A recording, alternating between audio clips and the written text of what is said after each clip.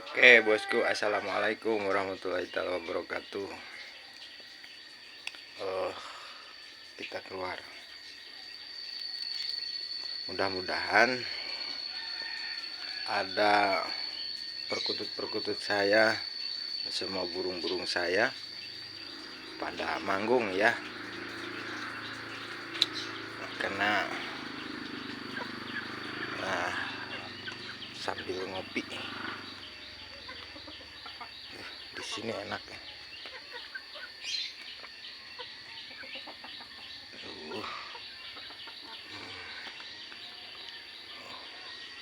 Tuh burung-burung saya. Tuh.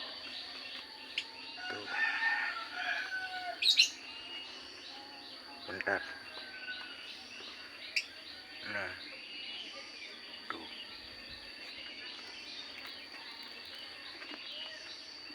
Kelihatan nggak? Kelihatan nggak? Nah. Ini satu lagi gelap ya. Ini satu lagi. Sama Nabi? Oh.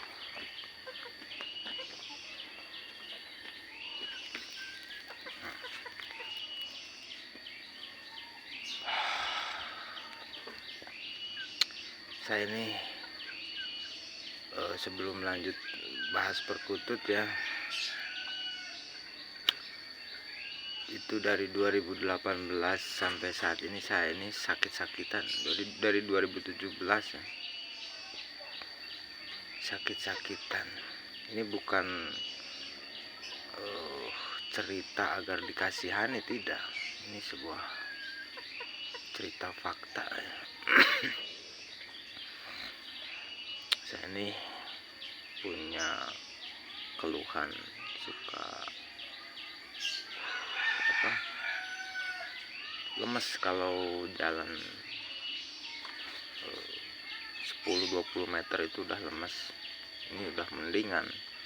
Dulu 10 kakao jeung sabi. Oh. 10 meter aja udah lemes. Itu kata orang kesehatan sih kolesterol jantung gitu. Tapi alhamdulillah saya banyak istirahat ya. Untuk tahun-tahun dari 2018 sampai sekarang ini 2022 saya banyak istirahat. Tidak seperti dulu usaha ya. Karena 2017 dulu saya resign ya, bangkrut lah, berhenti dari usaha.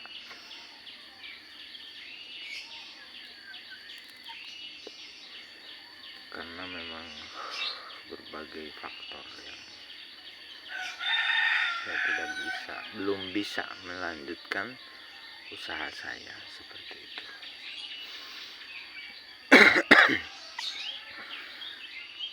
Oke. Belum ada yang manggung ya, tadi si pada manggung.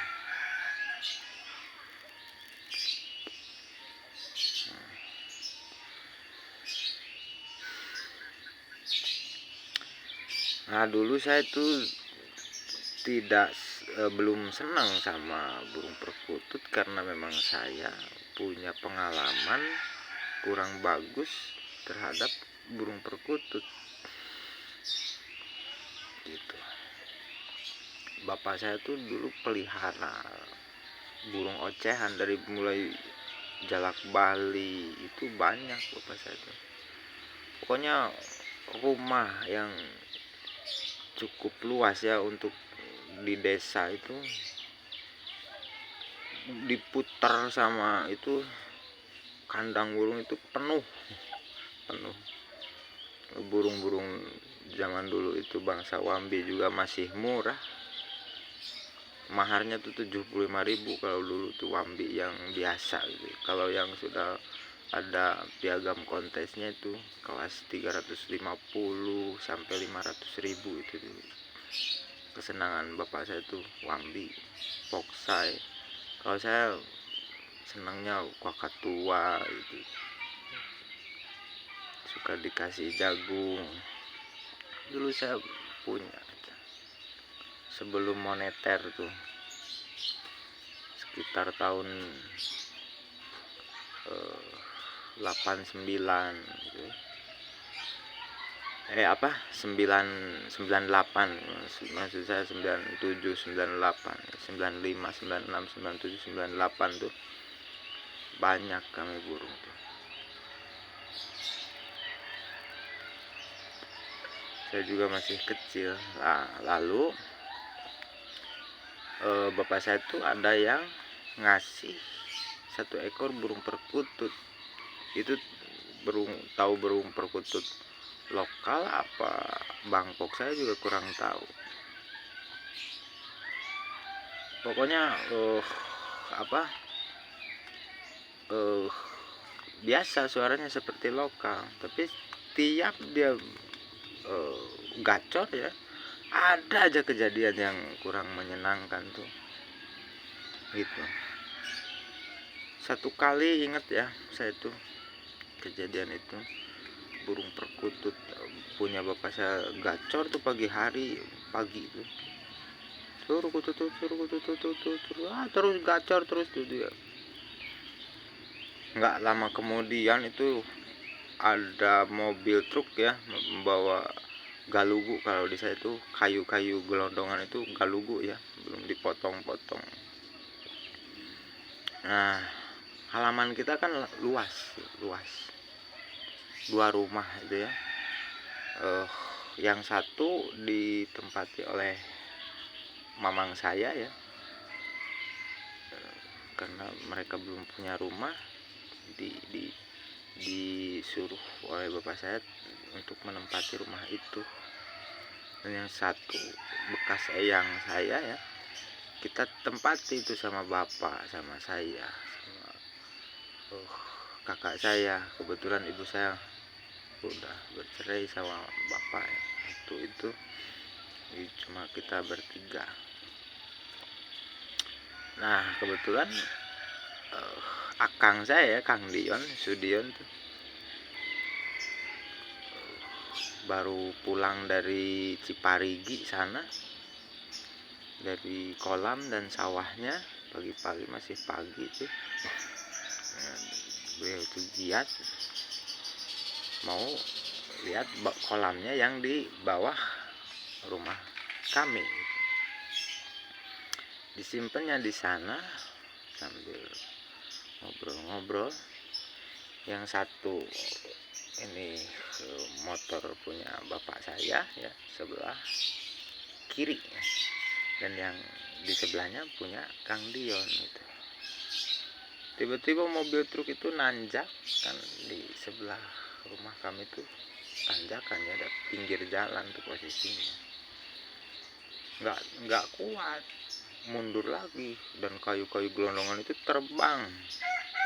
Pada bukan terbang gitu, bukan, jadi ya deg gitu kan, langsung kena tabung itu, loncat tuh kayunya, duduk nimpa motor punya bapak saya. Kalau punya Kang Dian terhalangi sama motor bapak saya. Dagdug gitu, rusak tuh motor. Untung nggak kena kaca tuh, dan tembok itu, tembok yang seperti itu, tembok zaman dulu kan, tembok hitam ya, rusak tuh. Sampai ke pinggir ada pot-pot yang dibikin dari tembok itu kan, rumah-rumah zaman dulu, rusak gitu. Untung nggak sampai ke kaca. Nah, kalau taman, wah rusak udah taman tuh. Yang paling ngeri itu yang kena itu, yang pada ikut yang muat itu, yang kenek-keneknya itu, ada yang loncat, terus ada yang di dalam mobil juga, kasihan ditarik, tapi untuk korban tidak ada. sepertinya tuh itu juga burung hampir lupa, itu juga burung kena kena dorongan kayu dor gitu, kurungannya sampai rusak, gelabagan burungnya rusak tapi tidak terbang. Itu tiap ada kejadian seperti itu, burung itu suka gacor di awalnya, gacor terus, mau malam mau pagi mau siang gacor, kejadian ada aja. Makanya itu mindset saya tuh terekam, kalau burung perkutut ini seperti ini, padahal tidak seperti itu semuanya. Gitu. Mungkin Allah Subhanahu wa taala memperkenalkan bukan hanya sisi ketakutannya saja gitu kan, jadi ada sisi keberuntungannya dari burung-burung perkutut itu ya. Saya akhirnya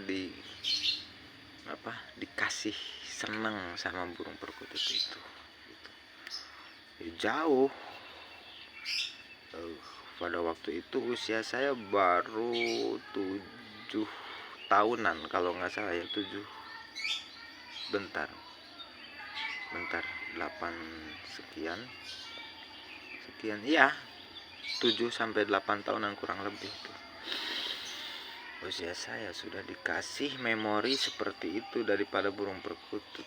Nah, dikasih senang lagi tuh ya. Usia 30, berarti 32 tahun ya. 32 tahun saya dikasih senang sama burung perkutut mulai. Allah itu memperkenalkan sisi menyenangkannya terhadap saya tuh dari burung perkutut.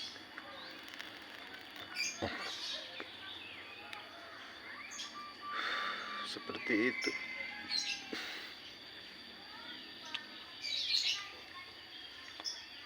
Untuk ciri-ciri burung perkutut yang dulu ya mana saya ingat gitu kan.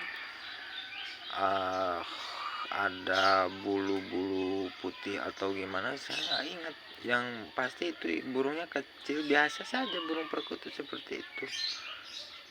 Mungkin ada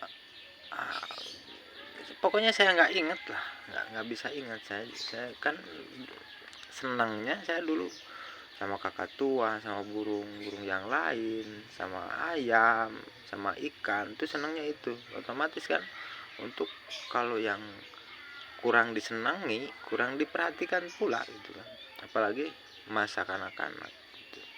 Cuma memori sedikit-sedikit saja, itu burung perkutut, saya tak kira luringnya itu sama gitu, sama seperti burung-burung lainnya untuk waktu itu gitu.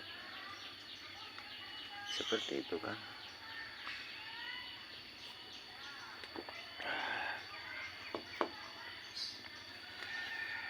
Untuk burung-burung lain itu kami agak lama, bapak saya sampai meninggal pun ya, diteruskan kesenangannya oleh saya, termasuk mancing. Itu kan bapak saya senang mancing sama burung, sama pelihara ayam, mau bangkok, mau kampung, mau sampai ayam kapas, mau sampai ayam hutan, apa kita punya tuh. Dulu kan perekonomian nggak sesulit ini gitu, jadi masih bisa itu untuk ya, untuk pakan pun kan kita punya pabrik heler gitu, jadi untuk dedak itu nggak sulit. Jadi ada bekas-bekas padi-padi yang jatuh itu nggak sulit, bisa dimanfaatin banyak gitu. Lahan kita punya. Sekarang saya untuk merealisasikan keinginan saya agak sulit tuh, agak sulit, tidak punya lahan. Kalau dulu ya bebas, lahan untuk ayam saja sampai berapa puluh bata, itu 20 bata adalah untuk khusus ayam tuh. Kita kan pelihara ayam itu untuk Bangkok ya, ayam Bangkok. Ada ayam Bangkok Vietnam, bukan Bangkok Vietnam, itu Vietnam, asli Vietnam. Ada juga Bangkok campurannya sama, karena Bangkok asli itu mainnya kurang bagus. Meskipun saya bukan tukang adu ya, saya cuma senang pilih-pilih, dijualin gitu kan, disortir. Dari kecil saya seperti itu,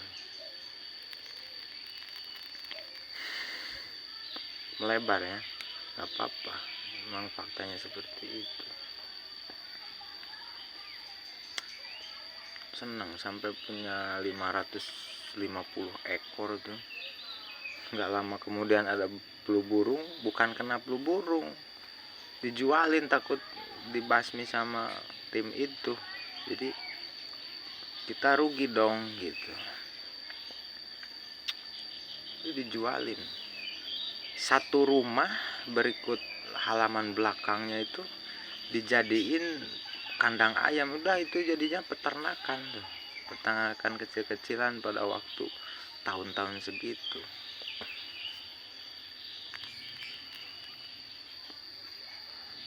Saya alami. Kalau teman-teman sekarang pada ngalami, saya dulu sudah mengalami gitu. Asiknya main sama kakak tua, sama banyaknya ayam dan lain-lain, saya mengalami. Jadi tapi untuk yang sekarang bisa mengalami seperti itu termasuk jempol, karena tidak seimbangnya daya beli ya dan daya jual itu jempol. Kalau kami dulu jual anak ayam tuh masih baru keluar bulu mayang tuh, yang dipastikan itu jantan, saya paling itu dibanderol 50.000 waktu itu, karena itu udah pasti dari paruh sampai ujung ekor sampai kaki ayam Bangkok itu udah pasti bagus gitu. Mentalnya dari apa tuh, jadi jawer. Nah, jadi jawer ini udah ketahuan itu mentalnya, mainnya gimana udah ketahuan. Oke, sekian dulu ya burung perkututnya. Maaf nggak belum pada kicau tuh ya, belum pada gacor. Tadi udah ini udah pada bunyi, dari jam 2 udah pada bunyi. Oke, salam santun, salam rukun. Terima kasih bagi yang sudah subscribe, like, dan komen. Salam kenal dari saya, Chandra Channel Perkututnya. Rahayu Sagung Dumadi. Wassalamualaikum warahmatullahi taala wabarakatuh.